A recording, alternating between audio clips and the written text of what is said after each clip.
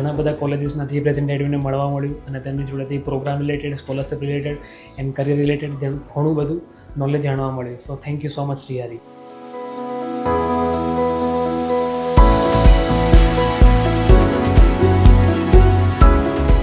જેટલા પણ ડાઉટ્સ હતા કે હું કઈ યુનિવર્સિટીમાં જાઉં, શું બેલેન્સ બતાવવું પડશે, બહુ જ બધા ડાઉટ્સ હતા મારા માઇન્ડમાં, બટ આઈ થિંક હવે બધા ક્લિયર થઈ ગયા છે ડ્યુ ટુ ધીસ ફેરવેલ.